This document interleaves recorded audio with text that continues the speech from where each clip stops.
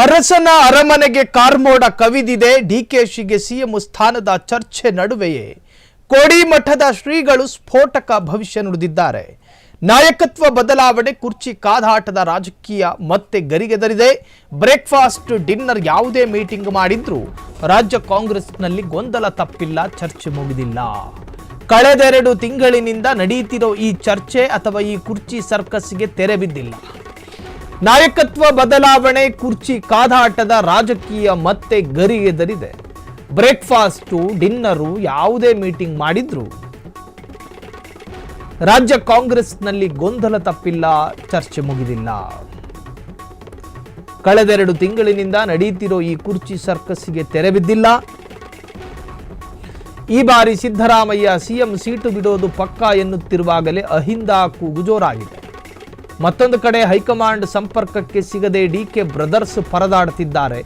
ಈ ಎಲ್ಲ ರಣರೋಚಕ ಬೆಳವಣಿಗೆಗಳ ನಡುವೆ ಕೋಡಿ ಮಠದ ಸ್ವಾಮೀಜಿಗಳು ಸ್ಫೋಟಕ ಭವಿಷ್ಯ ನುಡಿದಿದ್ದಾರೆ. ಹಾಲುಮತ ಸಮಾಜದವರಿಂದ ಅಧಿಕಾರ ಕಿತ್ತುಕೊಳ್ಳೋದು ಅಷ್ಟು ಸುಲಭದ ಮಾತಲ್ಲ. ತಾನಾಗಿಯೇ ಸಿದ್ದರಾಮಯ್ಯ ಅಧಿಕಾರ ಬಿಟ್ಟುಕೊಟ್ರೆ ಮಾತ್ರ ಬೇರೆಯವರಿಗೆ ಅವಕಾಶ ಸಿಗಬಹುದು ಎಂದು ಕೋಡಿ ಸ್ವಾಮೀಜಿ ಭವಿಷ್ಯ ನುಡಿದಿದ್ದಾರೆ. ಅರಸನ ಅರಮನೆಗೆ ಕಾರ್ಮೋಡ ಕವಿದಿದೆ. ಇದನ್ನು ಹಿಂದೆನೂ ಹೇಳಿದ್ರು ಹಿಂಗೇನೆ.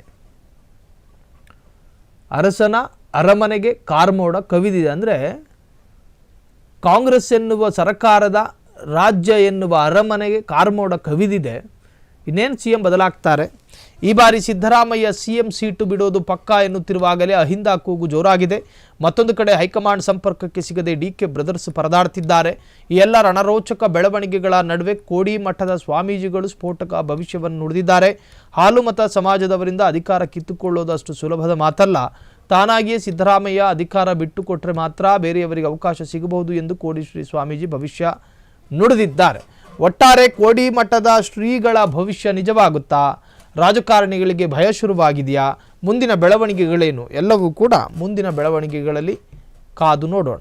ಕ್ಷಣ ಕ್ಷಣದ ಸುದ್ದಿಗಳಿಗಾಗಿ ಫ್ರೀಡಂ ಟಿವಿ ಸಬ್ಸ್ಕ್ರೈಬ್ ಮಾಡಿ, ಲೈಕ್ ಮಾಡಿ ಹಾಗೂ ಫಾಲೋ ಮಾಡಿ.